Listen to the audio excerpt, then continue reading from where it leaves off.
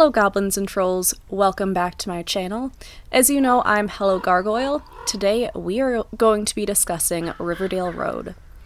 Riverdale Road is an 11-mile road that connects Thornton to Brighton, and it's in Colorado, kind of near Denver. I have been lucky enough to have gone to both Thornton and Brighton, but at the time I did not know about Riverdale Road, so unfortunately I have never been on the road myself. Let's start from the beginning, as that is typically the best way of going about things. This legend starts in the 17 to 1800s when a slave was running for freedom through a dense forest right where the Riverdale Road currently lies. Back then, though, there was no road. He had just left the plantation, but his freedom was soon halted when he was caught. The man who caught him was so wicked and angry and evil that he tied the slave to a nearby tree and set him on fire while he was still alive. The legend goes that the tree still stands where the man was burned alive, and you can still see his ghostly body tied to the tree.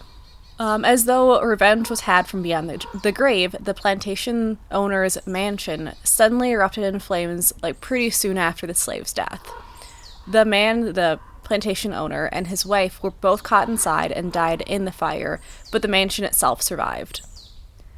Although this story has never been formally recorded, as I say a lot of times on this channel, records before the 1920s and 30s, specifically names, were a little bit hard to find, and record keeping isn't as good as it is obviously now.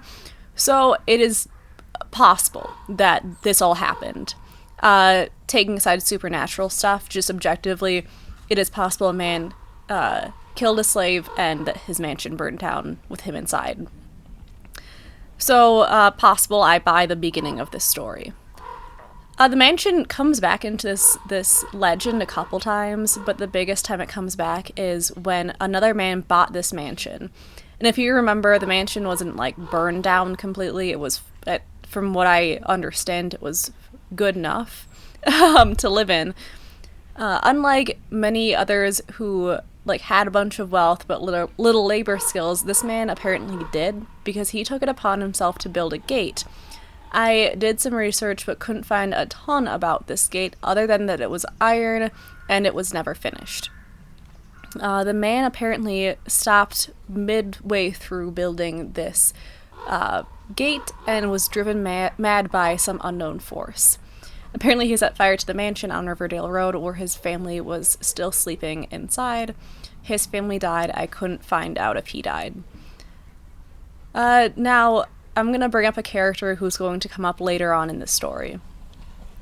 She's a ghostly woman who has said to appear time and time again. According to witnesses, she appears to be searching for someone. Possibly her kids, or her husband, or whoever. Most of the time, the witnesses have reported to see her in the rearview mirror along Riverdale Road, though there are exceptions. We're going to come back to her because a lot of people think that she is the wife of the evil murdering dude. The second evil murdering dude, the one who murdered his family, not the slave. Okay, so we're going to go on to the next supernatural thing that has been seen on this road. And as I don't know if I mentioned this already, but there's a lot. Let's continue with this next story. So do you remember that tree where the slave was tied to and burned alive? I'm hoping you do, because I just said it 2 minutes ago. Anyways, apparently a man was running kind of nearby that area on Riverdale Road in more recent times when Riverdale Road was paved and everything, or at least existed.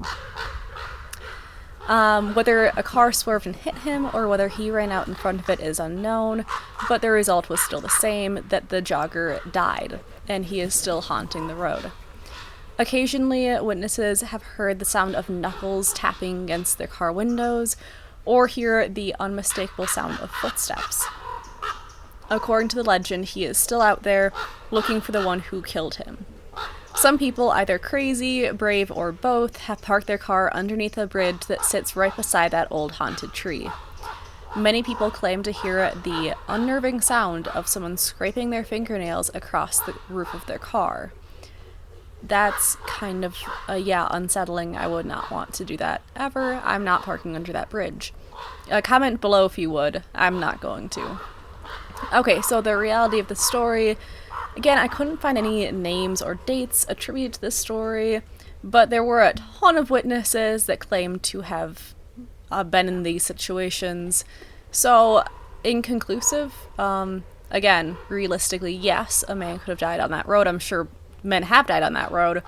The haunting, the knuckles, the tapping on windows, we'll see. Story 3, the Camaro. So this one interests me the most, to be honest. The story goes that a man was racing down Riverdale Road at night in his Camaro. He was sliding around tight corners with no regard for safety. He revved his engine and forced the car to go as fast as it possibly could. And for anyone who doesn't know, Riverdale Road, it's kind of a windy road. And for anyone who has never been on a windy road, you don't want to be gunning it necessarily, especially at night. And this guy was turning around this really pretty sharp corner, and another car was coming around that same corner. Neither of the men had chances to swerve or stop, and their cars collided. Obviously, at least the man in the Camaro died, is what we're assuming. I don't know about the other man or a woman. To this day, people claim to see this kind of ghostly Camaro with one headlight. To this day, people claim to see a ghost car with one headlight, and still challenging people to races and being super aggressive. In some cases, the car will drive extremely, kind of chaotically, and try to force people off of the road or to force people into car accidents. Now, I got a treat for you because I know someone who had personal experiences on the Riverdale Road that he claims were supernatural. And I don't want to misquote him or get his words wrong, so I'll be reading exactly what he wrote. He asked to keep his identity hidden, and I totally understand that. My birth name is not Hello Gargoyle, and I'm not super secretive about my real name, but my friend obviously doesn't want his name associated with, weird stuff like this. Totally understand, and I want to thank him for giving me these experiences to begin with. So we're going to call him Steve, and he had a couple experiences on Riverdale Road. This is his story. I was about 16 at the time, working at a McDonald's on 128th in Washington, and my brother worked at Walmart nearby, so we often carpooled together. One particular night, I was working towards a night shift, as was my brother, the only one with the car. So we got off close to about midnight. Living in Brighton, we would take back roads home, as it was quicker than the highway. Turning off of 128th onto Riverdale, we were alone on the road for maybe 5 or 10 minutes until randomly someone in a car was right behind us. They slowly crept closer and closer to the bumper, up to the point that really felt like we were about to hit. We tried to go faster, but they were right on our tails, and as we were already going about 60 miles per hour on this road, which is extremely dangerous considering the winding curves of the road, eventually encroaching on a more well-lit area, the car seemed to just disappear. We thought that maybe it had turned off onto a different road or turned out its lights, but there were no diverging roads for this particular stretch, and nothing to be seen from the streetlight overhead. Although it's likely that could have been an aggressive driver, the unusual appearance and disappearance still calls into question what happened that night for my brother and I. This was one of the few times where I was genuinely afraid that we were going to crash and die. I never had an experience like this on any other road while driving, and none as terrifying. Also, one of the reasons why I refuse to drive on this road at night unless I absolutely have to. So that was his story, and this story, I want to make a couple comments that it seems very genuine. There isn't a ton of super out there, super crazy moments. It's a car was driving aggressively behind us, and it disappeared quickly. And that makes it more realistic for me and more believable for me because there isn't a random alien abduction or bloody, smears on our windows or stuff leaking from the car or creepy gunk and goo and slime. It's just, hey, this is kind of scary, weird, sketchy thing that happened. And we're going to be visiting with Steve again here because he saw another one of the paranormal things in the area. So the next paranormal story about Riverdale Road is the Lady in White. And if you can recall, she may or may not be the wife of the second mansion owner who burned down the house the second time. I shouldn't say burned down, but started a fire in the house, the mansion, the second time. There's only like a little bit known about her. The main thing is that she is often seen at the top of a hill where Riverdale Road connects to Highway 7. Steve, the guy who witnessed the phantom Camaro, also saw the Lady in White, and this is his story. I was driving east back towards Highway 7. It was about 2 years ago. I, having known some about the urban legends of the road, was genuinely nervous to be alone on that road at night. To ease my tension, I called my fiancée and talked with her over the phone about our past fun experiences spending time with some friends. Near the bend that is the home stretch to Highway 7, I turned a corner and saw a woman that appeared to be in a robe crossing the street directly in front of me, which realistically would have been about 5 feet in front of my car, as I was going about 40 miles an hour. Shocked, I slammed on the brakes and tried not to hit her, and I immediately put my phone down. My fiancée panicked for a moment as she heard nothing but silence for a minute or two as I stepped out a foot away from the car and saw that there was nobody in sight. Getting back in my car, I was a little perplexed and assumed that maybe only a few yards away was a minor residential area, which might explain what I saw. However, if there was truly someone there, I would have definitely crashed into them. It wasn't until I got home and talked to my fiancé about what had occurred that she looked up the Lady in White, which I had known nothing about at the time. Again, I find this source, this friend of mine, fairly credible just because, again, it's not over the top. It's not some horror movie where everything is bloody and, scary and sketchy moonlight and werewolves. It's just, a woman stepped out in front of my car and I would have hit her, but she disappeared. I honestly find this fairly believable, and there's a lot of other witnesses to just this story in general that I do believe it. And when I say that this story in general, I don't mean his story, I mean the Lady in White. The last story I wanted to quickly bring up was the story of the Bloody Handprints. A young boy was walking to school along Riverdale Road, and a car crashed into him, and he died instantly. There's witnesses that claim to see bloody handprints on signs along Riverdale Road, as if the boy's still looking for his home and wandering around. I couldn't find a ton of information about this story, but I thought it was worth mentioning.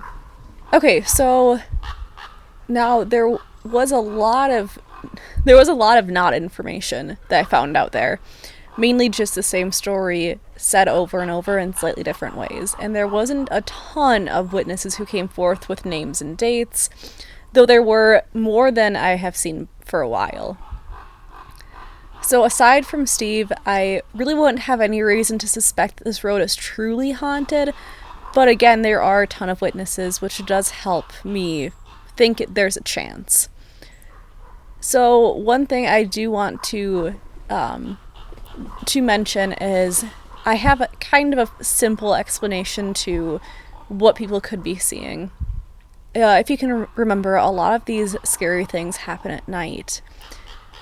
And specifically for the phantom Camaro, I want to bring up the idea of drunk drivers. According to the Department of Transportation, most drunk driving related incidents happen between midnight and 3 a.m. That is like the same time that witnesses typically report seeing the supernatural.